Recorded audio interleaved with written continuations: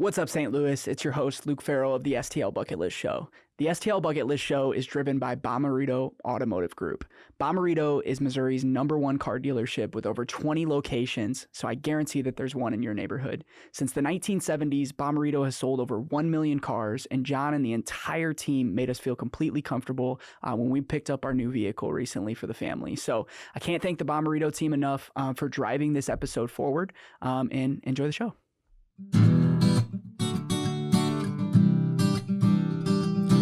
If you want to hear about St. Louis, tune into the Bucket List Show weekly. Hear what Marissa and Luke say. It drops every Wednesday. Got a dope new guest every single week. Buckle up for the ride. Who's it gonna be? Who's on the show today? They rep St. Louis.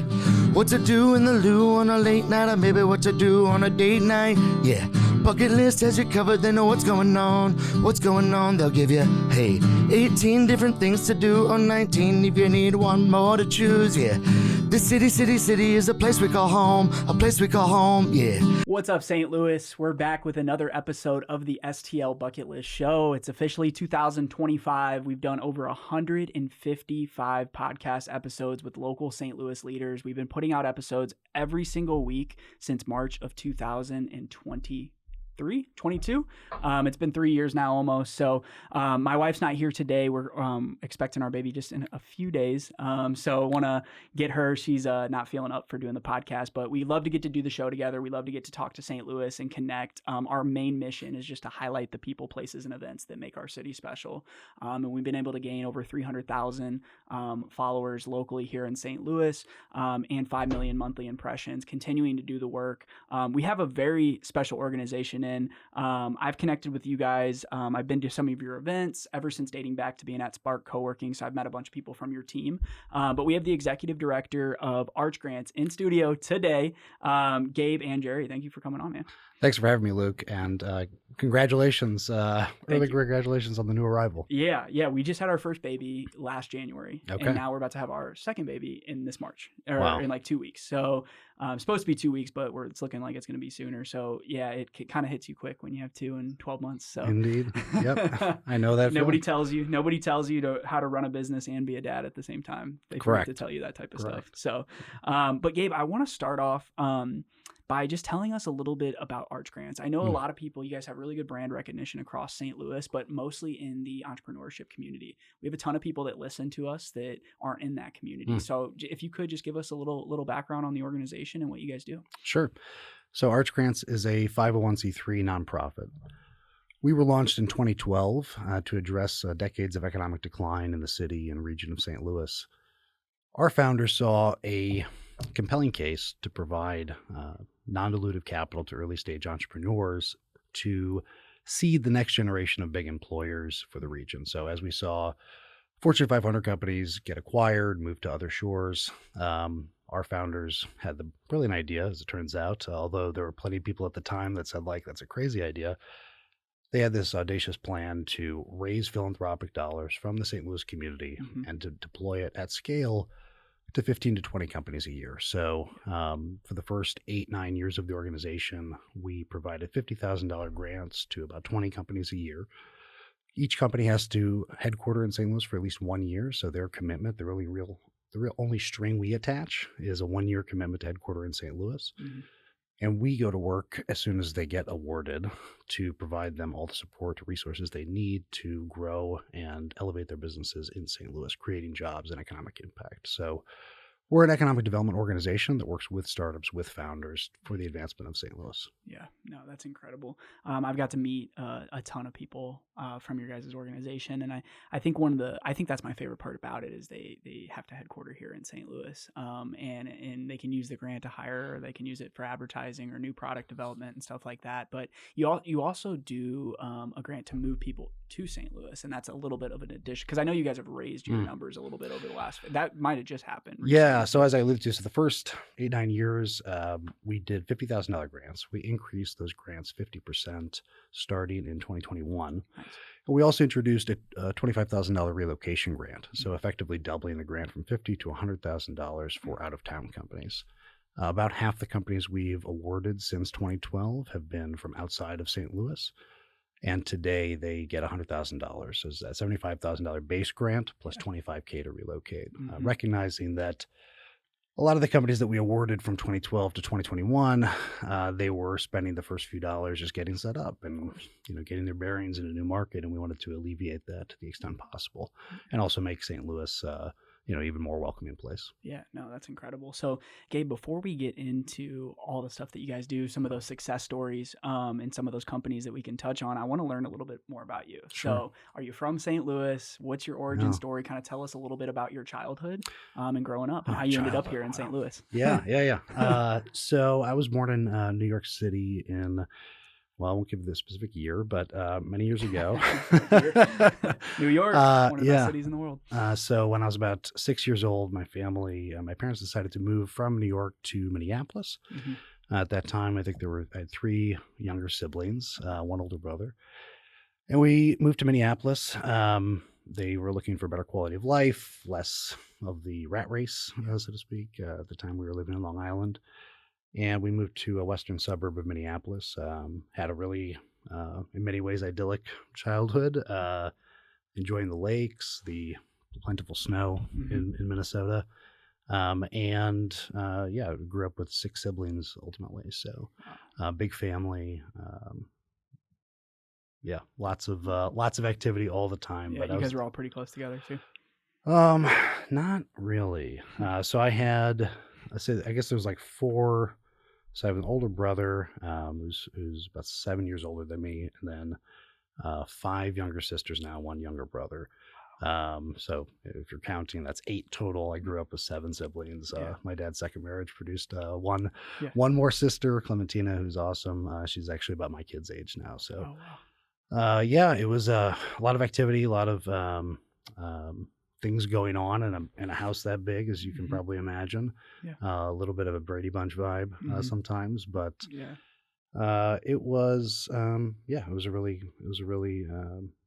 great place to grow up. So was entrepreneurship or economic development always something that you were interested in, or tell us kind of about that? Let's take a step back. Tell us how that journey to St. Louis happened. That was for university, right? Yeah. Kind of, sort of. So my parents decided to relocate once again when I was 17 to St. Louis. It's where my mom's from. She grew up here. She was born here, spent most of her childhood in St. Louis. And her brother, my uncle Alex, was a paraplegic, had some pretty significant mobility issues. He was starting to fail in health, and she wanted to be closer to him as he was in his final years. So we picked up, moved from Minneapolis to St. Louis. I was halfway through junior year of high school, so wasn't super thrilled about it, to be totally honest. But landed in Maplewood. Visited a couple of private schools around. I had done like the all boys Catholic school thing already. Was ready for something else, and ended up at Maplewood Richmond Heights for the latter half of junior and then senior year of high school. So so actually I can answer that quintessential St. Louis question of what high school you went to. Although it's a little bit more 1 year, you don't have the same connection of grade school all the way through where everybody knows each other. But you did go to a St. Louis high school, so that is interesting having to move and especially move your whole family too. But you specifically, because you were in high school and you were like, I already had my established friends and all these things, and you show up at this new school with. And we didn't, and you didn't have this, I don't know if social media started yet or not, but you weren't able to connect with some of these people the same way as you can now when you're not in your own. Actually had to pick up a phone, I think at the time. MySpace. Maybe MySpace had just started. I was friends with Tom. I was too. I remember that. Trying to stay in touch with those good childhood friends was more difficult. Made some new great friends in St. Louis, but including my future wife and mother of my children, Nicole, who we went to high school together. Nice. Started the parental journey pretty early. So became a father just a few months after graduating high school. It was a journey, not for the faint of heart, but really powerful. Our daughter Grace was born in 2003 with a congenital heart defect, and so I had the opportunity to go to college right right out of high school. I had a little basketball scholarship to go play at Missouri Valley College. Mm-hmm. Did that for about a semester with Grace's health issues and just the pressures of being a early father. Yeah.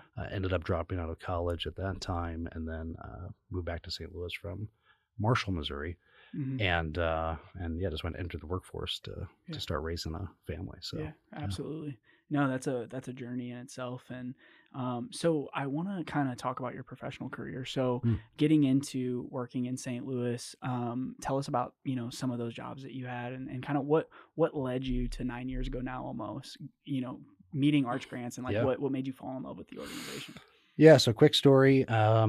So at 18, I took a job at the St. Louis Club, started off at the bottom, went to the food, wait staff, did that for a few years, started to establish I didn't want to be in hospitality my whole career. So I had just taken kind of a mid-level supervisory role there at 24, 25, and found out about WashU's night school program. Actually, I was at Fonpon's night school program first, then I heard about WashU's University College program, now called CAPS, Continuing and Professional Studies program. And the program was actually more flexible to my scheduling needs and, believe it or not, a little cheaper per credit hour. So I, while working my way up at the St. Louis Club, I started studying economics and later nonprofit management at WashU's night school program. And so 13 years into the St. Louis Club journey, I was director of facilities and operations. I had a team of 15, 20 people. To answer the question you alluded to earlier, I did not have a strong interest in entrepreneurship, but I did have a strong interest in nonprofit leadership. So I made a kind of strategic choice to give up, not a fantastic job, but certainly a comfortable role with a lot of benefits and a very comfortable place to be at the St. Louis Club, to take an entry-level role with the Regional Business Council. Where I managed talent development and diversity inclusion initiatives for about a year.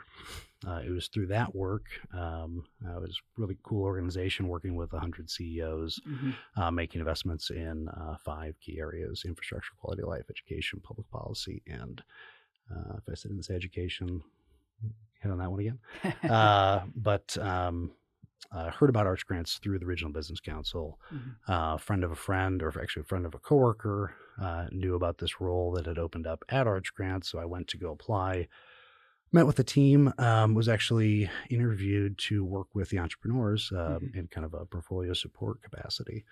The executive director at the time, Ginger Imster, asked what I wanted to do in 4 or 5 years. I said, 5, 6 years, said I wanted to run a nonprofit.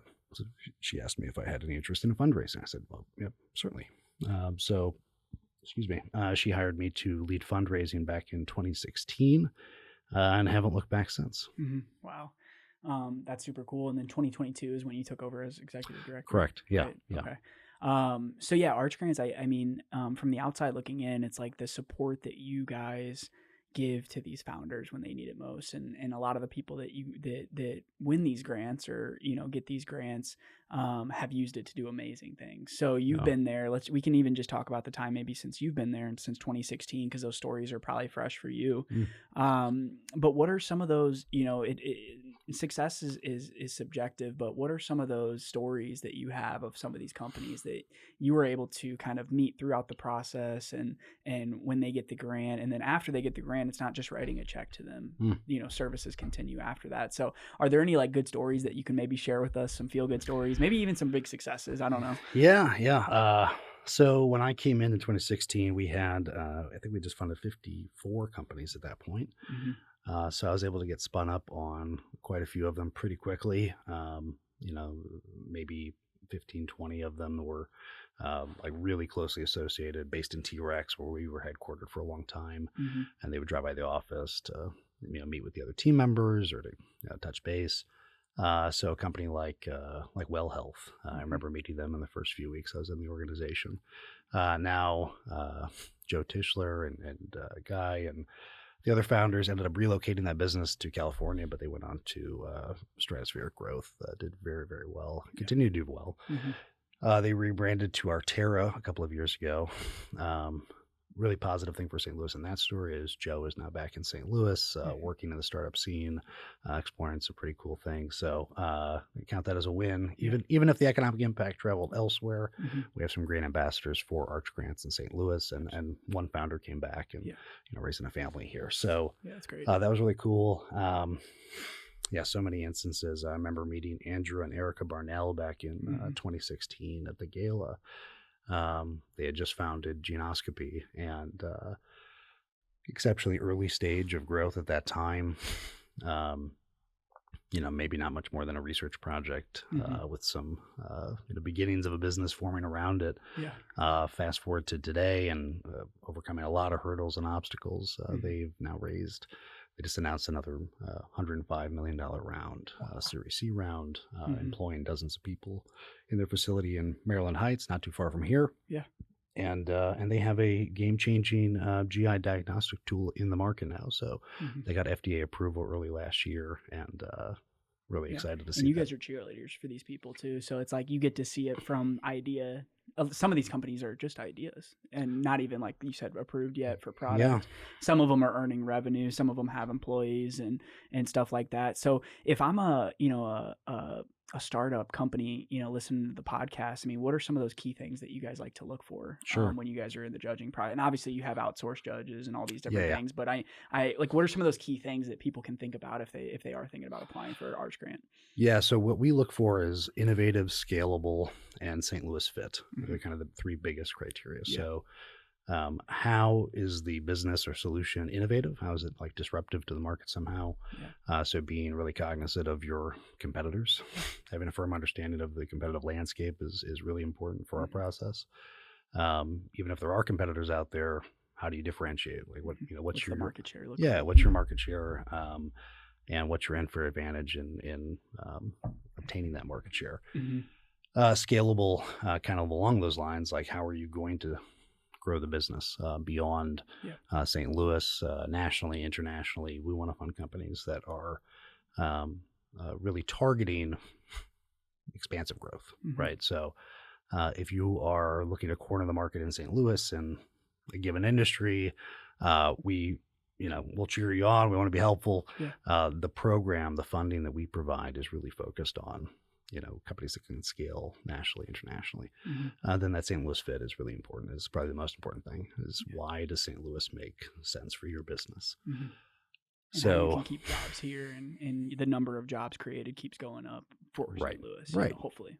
And especially now in a post-pandemic environment where distributed workforces are the norm, you have people working for businesses located everywhere and nowhere. We really want to see why St. Louis makes sense for your business.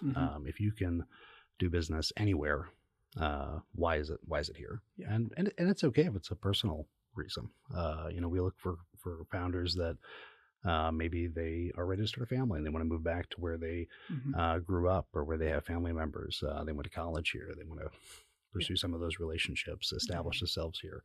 But the business case is really the most important aspect. Yeah, I think we're seeing that. And, obviously, when you think of startups, you think of Silicon Valley. But I heard that is St. Louis becoming Silicon Prairie? Is that a word that people are saying? The Prairie? I don't know if you've heard that in the culture at all, but I've heard people say that. But we're starting to see a lot more people move here. Is that a mix of affordability in office space, affordability in living, hiring employees? Like what are you seeing on why because St. Louis just seems in the Midwest, you just think it's random to see like places like T-Rex and Tech Artista, like and Spark and these places that are producing these startup companies. You just always think of the movies like Social Network when they're in San Francisco partying, going crazy. It's like, no, we're working, but there's people in St. Louis building big companies. They are. And we've seen some big companies. Should have mentioned earlier, Label Insight was a company we funded back in 2012, first cohort year. They ended up having dual headquarters in St. Louis and Chicago. I think at their high watermark, they had 80 employees down on Wash Ave at 555. Big employer, relatively speaking, to our early stage portfolio. But we see sort of founders choosing St. Louis for a confluence of factors. It's the low cost of living. Look, if you can have, if you have 3 months of runway in San Francisco, that probably translates to 12 months, Mhm. 18 months of runway in St. Louis, Yeah. just in terms of cost of living, cost of space, Mhm. cost of acquiring customers, depending on your industry. Yeah. So, and then, it's all the assets that we have that I'm sure you have plenty of people on the show talking about, Mhm. the museums, the access to Forest Park, Yeah. the centrality of the country if you're in a logistics space or if you're shipping products. Mhm. So there's a lot of good reasons to be here, and Silicon Prairie is a term I've heard I've before. heard that too. Yeah, I yeah. didn't know if I was making that up or not. There's a Somebody said guy. that down I was at an event Yeah. at T-Rex, and some guy was like yelling it. Like he was like, "Yeah, Silicon Prairie." I was like, "I like that. That's cool." There's a guy, Brent Beshore, that's he's based out of Columbia, but he has a newsletter. He had a newsletter called Silicon Prairie News Okay. that was focused on startups in the Midwest. And Mhm. yeah, I mean, like, wherever you go, you're going to find people that are trying to innovate, trying to disrupt things, Mhm. trying to take advantage of circumstances, right? So Yeah. St. Louis has a lot of underutilized assets. Yeah. It's a place where small fish can make a big splash, Mhm. and we want to help those small fish grow into big fish, Yeah. nationally and beyond. That's awesome. Yeah, it's so cool to get to hear those stories. So you were in hospitality, and then you were also, in nonprofit. So now you can kind of blend because you're still, every job is hospitality. You got to take care of people, and That's right. I mean, our job is hospitality. Everything you do in life stems from, taking care of people. How you treat people. Yeah. And that's what you're doing now. But did you ever imagine yourself working for, this type of work, nonprofit? When you think of nonprofits, you think of other things other than business. You Yeah. think of, in St. Louis is a huge nonprofit, like our town. And I don't know compared to the research that you guys do across the country, but it's like, it seems like there's so many nonprofits in here, which is amazing because we're such a philanthropic city. People are so used to giving to their Forest Park, whether it be museums or anything that we have in St. Louis. But yeah, you're in the business space, so sometimes it's different when you think of when you think of a nonprofit. When you're like, I want to run a nonprofit one day. Now you're with this one where it's entrepreneurship. So how did that stem, and what do you love about what you're doing right now? Yeah. So I did not imagine that I'd be leading an economic development organization. Of course. Which in and of itself is really unique within the context of a 501c3. Mm-hmm. Plenty of economic development agencies around the country. I'm sure hundreds, thousands of examples, but very few of them are structured as a 501c3, where you're out raising philanthropic dollars alongside institutions like the ones you mentioned, the Forest Park Forever, or St. Louis Crisis Nursery, or Nurses for Newborns, and so many other worthy causes. So I think that's a big differentiator for us, is that we do rely on donations. We rely on people that believe in the future of this region, believe in the city, want to make an impact in a different way. So the causes that I just mentioned, and so many others, St. Patrick's Center, Operation Food Search, Big Brothers Big Sisters, Pianos for People, like the list goes on and on and on. And we are incredibly affluent region and very philanthropic. The reasons to give to those are plentiful, and you should absolutely support them. In many cases, they're addressing issues at a micro level. So they're putting Band-Aids. They're trying to stop the bleeding, so to speak. St. Louis is more of a blood transfusion, or Arch Grants is more of a blood transfusion for St. Louis. So we are trying to infuse new leaders, new ideas, more innovative ways of doing business into the community, which we believe, and I think we've seen, can have a profound exponential impact on the vibrancy of the region. So it's not a if or, it's both and. Yeah, and this is more of an investing in something that's hopefully going to return and then provide more jobs, and then some of these business leaders, bring more income to the city and then benefit all these other things that are going on. I mean, we need a vibrant downtown. We need a vibrant city in order for everybody to thrive. And that's what I love about it, is it's not just an angel investment. It doesn't just stop at a check. It's like, what can we do? So yeah, let's talk about some of those resources that you guys do. Well, I want to I want to answer your other question around what excites me the most. And it's really it's that second point you made around the leaders that we're developing and around connecting them into worthy causes in St. Louis. As we see founders create wealth for themselves, for investors, lead really prosperous, successful businesses. as they invest in other causes in St. Louis, even if it's not directly related to what we're doing, they're not yet investing in startups. They're not yet paying forward the grant that Arch Grants gave them directly. But if they're supporting Big Brothers Big Sisters, if they're making donations to Operation Food Search, that's a huge win for us. So that's what keeps me excited and engaged, honestly, is like seeing this next generation of leaders kind of take the reins and push forward in a new way. And the more we can connect them beyond just dollars and, volunteering their time and their resources, and taking, active leadership stakes in organizations, I think we'll see an even more profound effect because, by their nature, entrepreneurs are looking for ways to think outside the box, right?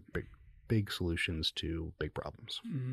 And it's just going to keep compounding. I mean, you guys have been around for a time, but not a long time yet to where you get to really see the fruits of your guys' work. And it's just happening each and every year. I'm looking at some of these numbers on the website of like wages paid, jobs created, companies founded. One that I love is the 70% are led by women, people of color, immigrant or veteran businesses. I think that's really, really interesting number there. I love that that's on there. And that 84% of active companies still operate here in St. Louis. I know you mentioned some that didn't, but 84% of the however many 272 now that you guys have funded. So when you started 54, now 272. To parse those numbers a little bit. Yeah, they're changing. So the 272 companies total have received grants from Arch Grants, about $18.5 million total. Active companies today, so 85% or so of our companies are active today. 70% of our 272 companies are still active. 85% of those active companies are in St. Louis. So roughly 146, and we're going to be updating these numbers very soon. We go out and collect data from our companies twice a year. The end of year collection is the more substantive. We get more in the weeds with the companies that we've awarded over time. But we'll continue to try to activate and support these 145 plus companies now that remain here. Yeah, that's great. That's incredible. So the resources. So I know that a lot of the people that I talk to that have received grants from you guys rave about, the events that you have obviously are really inspiring, but also the resources that you guys offer. So if you could just touch on maybe, what some of those resources that go beyond just the funding that you guys provide. Yeah, so we try to meet entrepreneurs wherever they are, right? So most companies, most entrepreneurs are very eager to cash a check, especially if it doesn't dilute their ownership or cost them something. But we try to create the most dynamic, most supportive environment that they can grow. So it really means thinking expansively, holistically about what we can access. A lot of the value that we provide is through the relationships we've nurtured, developed in the community over time. So whether it is connecting our awardees to professional service firms in St. Louis that have raised their hand and said, we'd love to provide, X number of hours at a 50% discount to your companies, as they pursue a patent, or if it's an accounting firm, we'd love to do a free tax return. We have great relationships like that. We have relationships with Greater St. Louis Inc., the St. Louis Club, where they offer free memberships or greatly reduced memberships to our companies for the first year of the program. And then, just looking for whatever way we can add value. So whether it's free round trip travel with Southwest, which is a great partner of ours for the last few years. Each one of our new awardees gets a round trip trip. To go strum up some business. Whether that means like going out to meet an investor or exploring, meeting with a potential customer or repping their business at South by or, whatever it is, giving them the flexibility, the freedom to do that. And then as an organization, we try to create as expansive a network of investors as we can around the country. So we have strong relationships with all the local investment firms and groups, including like Cultivation Capital and 630, St. Louis Archangels, FIG, you name an investment firm, Rivervest. We have some relationship with them, and then an ever-growing list of investors around the country that we have at least sent a deal to. They are open to hearing from us, knowing that our companies have been vetted.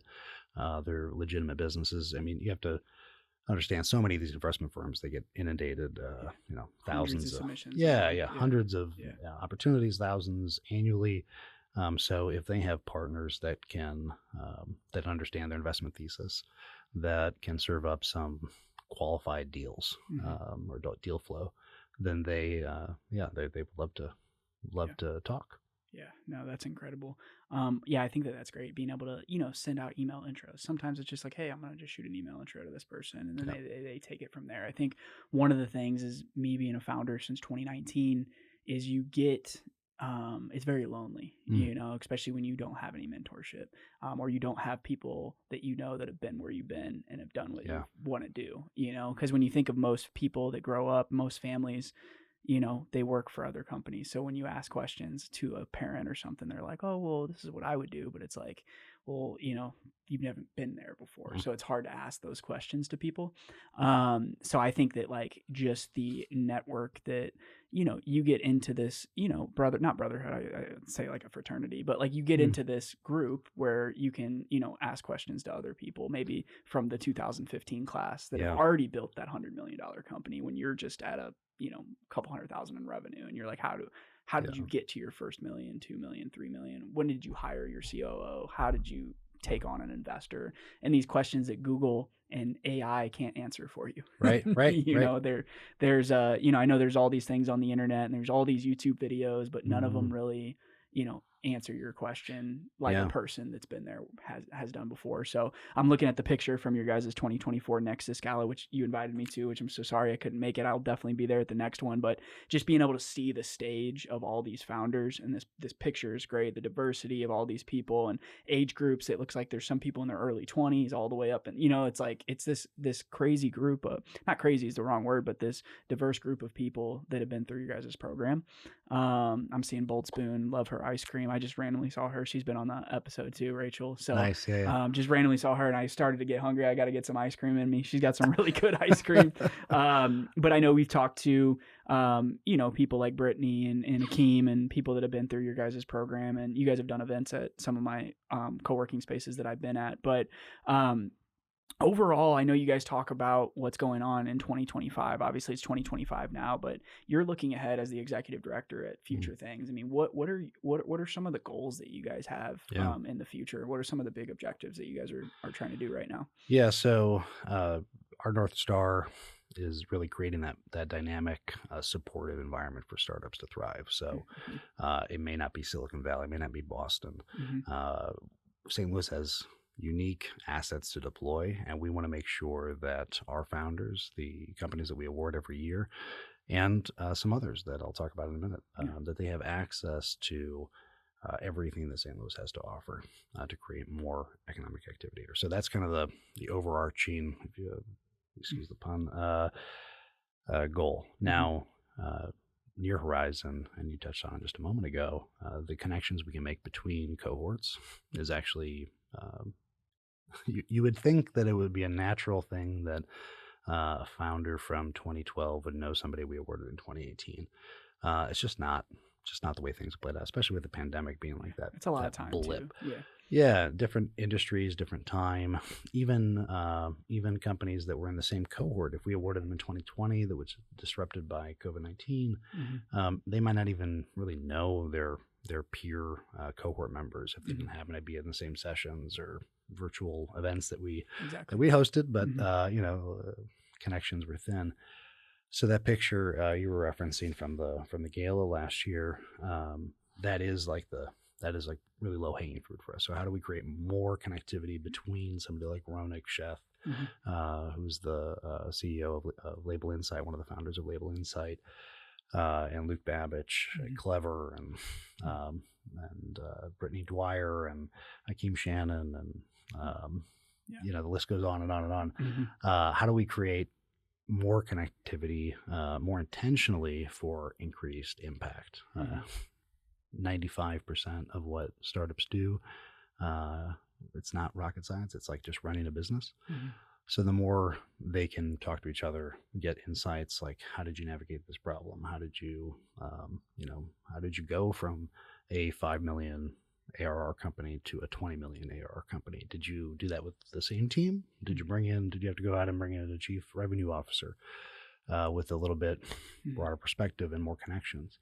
A lot of those challenges can really stymie startup founders if they don't have a peer resource network. So last year we launched a program called the Fellows, which is kind of the synthesis of that next generation of business, civic, and philanthropic leaders that we set out to create back in 2012.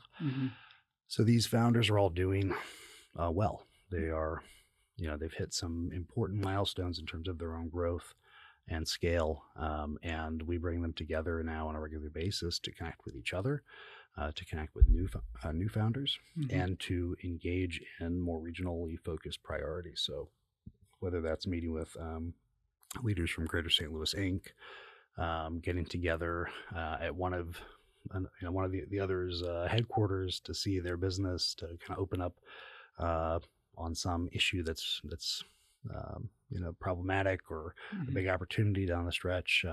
Maybe a company that wants to acquire us. How do I approach that conversation? How am I thinking about, insulating my family from any disruptive elements that might incur?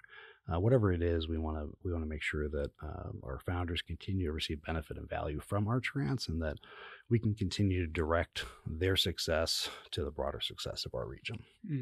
Yeah, that's incredible. I love getting people together and then like collaborating. And a lot of these people probably end up working together on projects and different things like that too. We've seen it now. I mean, I want to say we've seen at least 5 or 6 like very direct collaborations between companies. There was a partnership just a few years ago between Phase 3 and T-Care, which is another outstanding awardee. Phase 3 ended up getting acquired a few years ago by a firm in Denver, which is great for Lucas and his team. But more recently, founders from 2021 and 2023 have collaborated for a joint venture. Got to be careful about what I talk about publicly and what I know, but it's one of the reasons we're able to form these really important, powerful relationships, is that even though we're not on a cap table, we are a trusted partner to our company. So when they share something with us in confidence, we hold that really, of course, really serious, and we want to make sure that we're always doing what's in their best interest, but also in the best interest of St. Louis. Yeah. Well, it is February, and February 19th is coming up. Yeah. So we got to talk about February 19th. Obviously, this is probably the most exciting part. You get through the holidays, you get through your big event, all the stress that goes into like planning all that stuff. You take a quick little refresher, and then you're like, February 19th hits, and applications open, right? Applications open February 19th. Yeah, February 19th. Yep. So we're going to start accepting applications in just over a week. I'm not sure when this will air, but when this episode's out. So if you're listening to this, go check archgrants.org and go ahead and get started. But tell me about the application process.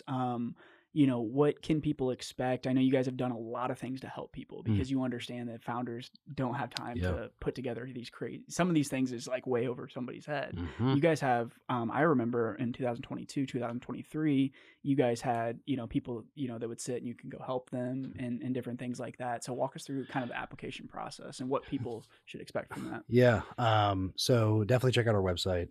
We have some really helpful FAQs on there to address some of the most frequently asked questions. But the application, we've done a lot over the years to try to make it easier, try to make it faster to move through the process. So whether that means breaking it up into chunks. So we have an initial application that is due, I think the application portal closes March 31st. Nailed it. So we're going to close the application March 31st. We will see a flood of applications come in the last 3 hours. Always doesn't matter how. Like a ton. Like a ton. Well, Hundreds we're of last applications. minute. We're founders. Yeah. It's part of the game. It's part of the deal. But we try Shows to that make they're it. committed. It They wait does. till the last minute to get it done. They want to, or maybe they're just making that final tweak before they hit submit. But it's all good. We want it to be a helpful exercise for founders, so we don't want it to be onerous. It is intensive because we raise these dollars from the St. Louis community. We take really seriously. This is not like a lottery. This is not like a giveaway. This is a community investment in a handful of companies. Even if we're awarding 20 or 25 companies, it's a relatively small number of the total applications that we receive. So last year we had over 570 applications total. We go through those applications as a team.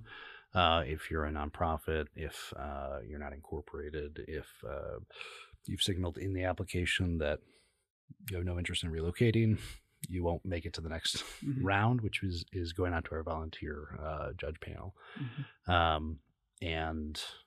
For us, it's meant to be, and we've heard from a lot of applicants that it just helped them get their idea like more structured. Like I had an idea, I realized I'm too early, but this was a really helpful process just to get the pieces together that I need to move the business forward. We also have a lot of resources on our YouTube channel.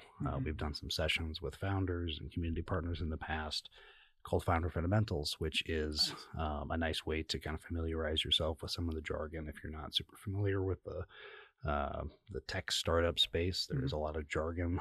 So kind of working your way through that process.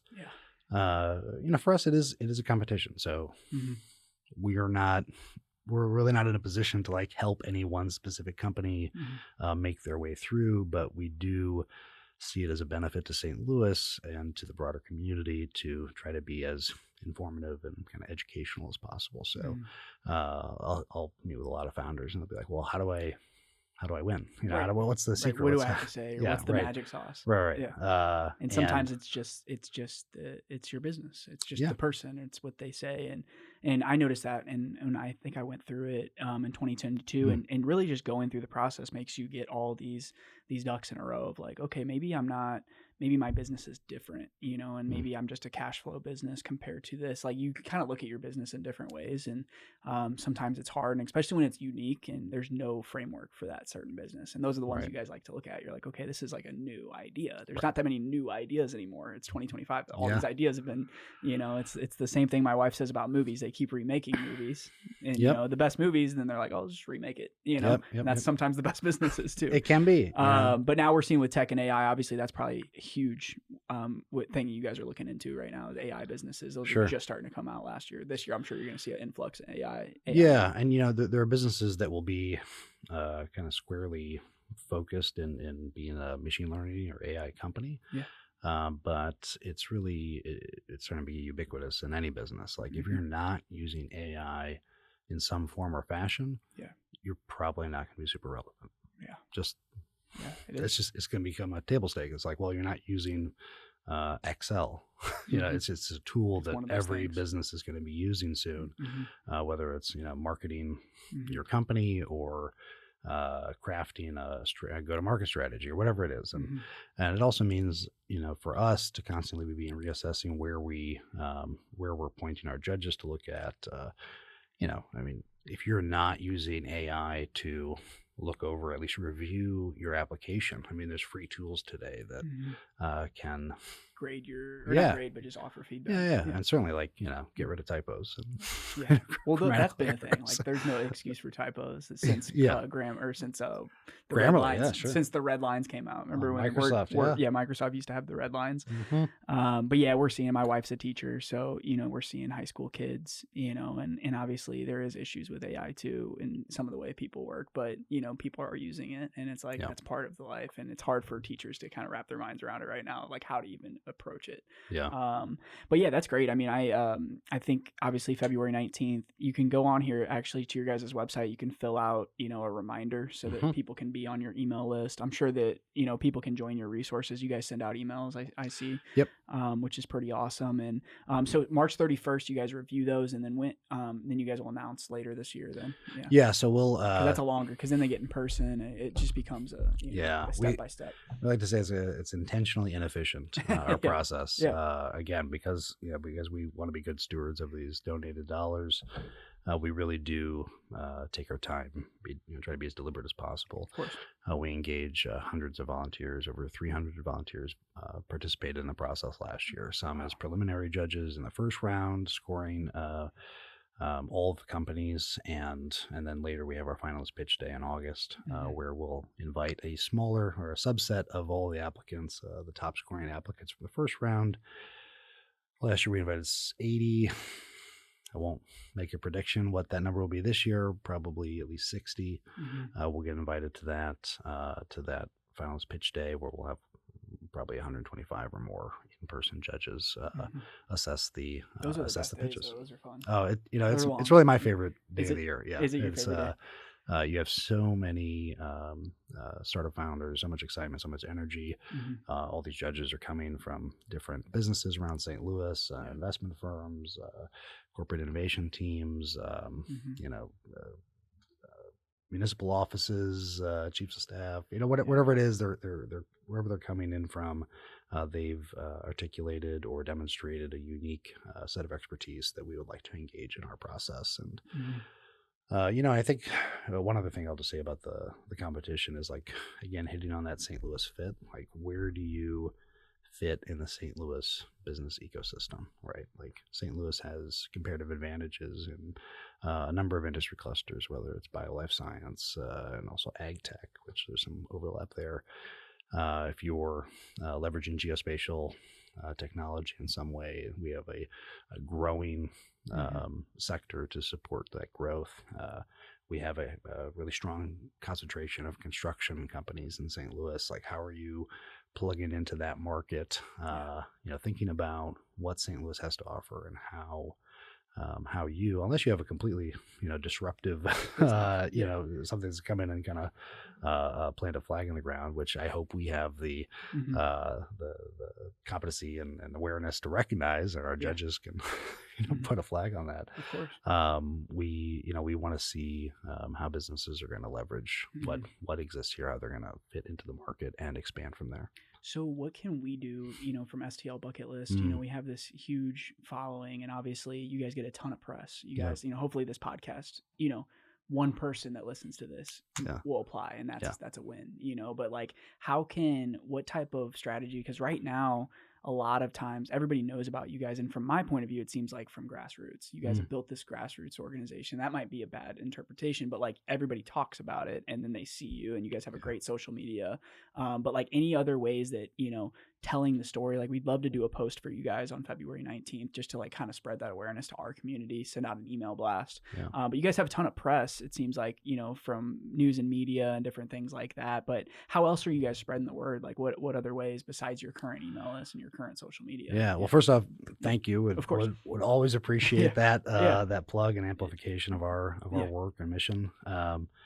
We have done in the past, we've pursued a lot of strategies, including like paid advertising, social media, targeted ad buys in different markets around the country, leveraging relationships with Greater St. Louis Inc. Before that, the Chamber, to spread the word about our program and our competition. But increasingly, we see a ton of value from just startup founders, like accessing their network. Folks that come into our portfolio, have a good experience, and spread the word, whether it's they came through Y Combinator or Startup Chile or Mass Challenge or whatever program exists around the country.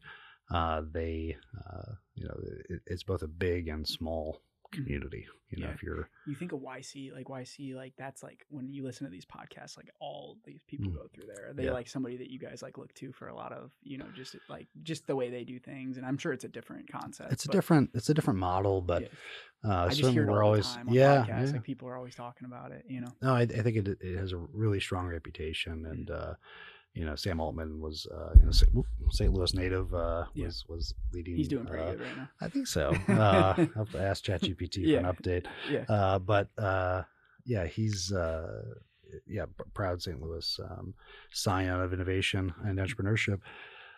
I think there's a handful of companies that we funded that have been in that program either before or after we awarded them. Well Principled comes to mind. Yeah. Startup founder Ryan Richt, he's actually one of our fellows now. Nice. It speaks very highly of the Y Combinator process. And yeah, if we get a little retag from them or repost, that won't hurt. No, that's cool because it's like you're not just targeting. So that's where it becomes like, okay, well, how much resources do we want to deploy outside of St. Louis versus in St. Louis? Because you want to get people to apply that aren't from here. That's right. You know, and that's a huge benefit because if you can move somebody here, that's why you're doing that extra 25 because it's like, hey, let's come to St. Louis. That's a good story. But yeah, I want to wrap up by, I'm going to ask you two more questions. It is the STL Bucket List Show. So I like to talk about some of my favorite things in St. Louis. All right. So you didn't grow up here. So you didn't have those childhood memories. Your wife grew up here. Okay. Ex-wife now, but ex-wife. Yeah. Okay. Never mind. So what are some of the places, in St. Louis that when you think of when you have people come in or maybe you're hosting people in town, what do you think of as like, this is on my bucket list? So this could be parks, it could be a museum, it could be a restaurant, it could be a place where, and it's not things you want to check off. It's things that like, I love this place. This is a St. Louis place. Do you have any? I know I'm putting you on the spot. You probably have a bunch.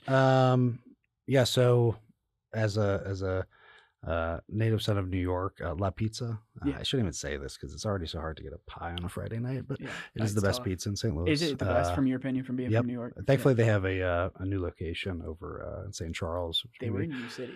They are still. Yeah. Okay, it's the old looking, like you don't think it, but those are the best Zot places when you just go pull up to it and it's just like this white box and you walk in there, they're yelling and talking. So that's the best pizza, huh? To me, in my humble opinion, you might get some heat from that.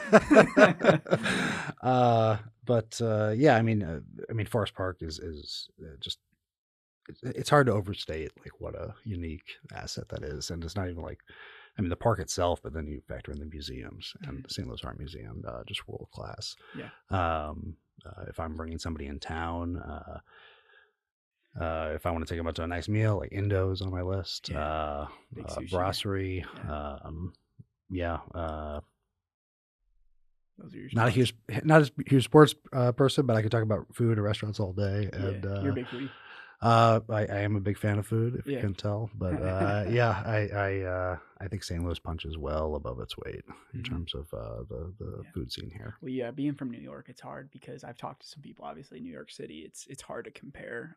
But when you think of St. Louis, and that's what sometimes when we highlight all these restaurants and we get invited, like Indo and Sato and all these amazing restaurants that are just in St. Louis. One that you need to add to your list that's my current favorite restaurant is called Esca. I don't know if you've been there yet. I have not been there yet. I've heard good Maker things. District Yes. by Ben Paremba. Yeah. And it's this incredible Spanish, it's this Mediterranean kind of, it's just incredible. It's a new one. It's hard to get a reservation there. Those are typically the best when it's hard to get a reservation. Yep. That's a good one. But yeah, I agree with you. Like there's so many, and I feel almost bad for some of the people in that industry because it's so competitive for the amount of people that there are. So there's only so many people that can go out to these restaurants, and I hear from them, it's a really hard business to be in, from hospitality. Sure. But yeah, the food. What about like you said you got kiddos and stuff. Like, do your kids have a bucket list spot where they're like, hey, can you pick this up for me or something like that? Yeah, right now they love kimchi guys. Yeah, Mr. Wizards. I was big fans of the custard. Yep. Younger son loves thrifting, so he's 16, and I'm at Avalon quite a bit. In the Loop. There's some good thrifting in St. Louis too. Yeah, Some really cool. He's into like fashion and stuff. Yeah, that's cool. Yeah. way more than I am. Yeah, sustainable fashion too. He's like, yeah, I want to repurpose the shirt. And that's right. Is he selling it too or no? No. Maybe next step. Reset. Have you guys been to Reset yet? I don't know. Reset's in Maplewood, Hmm. And they sell like streetwear fashion, but it's super high end. So they'll get like a Supreme shirt, which is like $300 shirt. Which you probably don't want to take them there actually. Yeah. You're like, don't tell me about that place because I do not want to take them there. But they do sneakers. I don't know if he's into sneakers or not too. But they're into it all. And all the expensive hobbies. That's right. But I'm trying to think of what else they would be into. They both play a lot of sports, so a lot of the time just gets occupied with going to games and practice and all that. But St. Louis is big for that too. Yep. No, that's awesome. And then my last question for you, just to wrap things up, is with you coming to St. Louis when you were a teen, this is obviously your home now. You work for a St. Louis organization based in downtown St. Louis, and you guys are over in Midtown and stuff like that. But what does it mean to be in St. Louis, and how has the St. Louis community became home for you as a guy coming from the East Coast? What does it mean to be in St. Louis? I think it's a place of incredible opportunity. That's what kept me here for 20 plus years now. We think about the factors that kind of led to Arch Grants and the impact that we're able to generate. Kind of settle on this idea of optimists and outsiders. The people that continue to come back, try to create positive change in St. Louis, having grown up here or spent their adult lives here. And then outsiders who see the opportunity, see the resources, whether underutilized or not, and want to make a big difference. So, for me, it's a place that, just welcomed me in. I was able to grow and develop professionally, grew my family here. As I hope my kids see St. Louis as a really great place to raise their future families. So, I love this city. I love this community, and I can't wait to see what further impact Arch Grants can generate, but also the many other projects that are taking shape in the region. Yeah, that's awesome. Well, I appreciate you for coming on the show today. Guys, if you guys want to go follow Arch Grants on Instagram, it seems like you guys are pretty active on there. But then, of course, archgrants.org if they need any information. And then on February 19th, applications will open. We're excited to post about it. And if you guys want us to come out to any events, just let us know. We'd love to be a part of it. I appreciate that. Yeah, we'd love awesome. To be a part of it, guys. Thanks a lot, Luke. Yep. Thank you, guys. And we'll see you next week. Today, they rep St. Louis, yeah. They rep St. Louis. They rep St. Louis.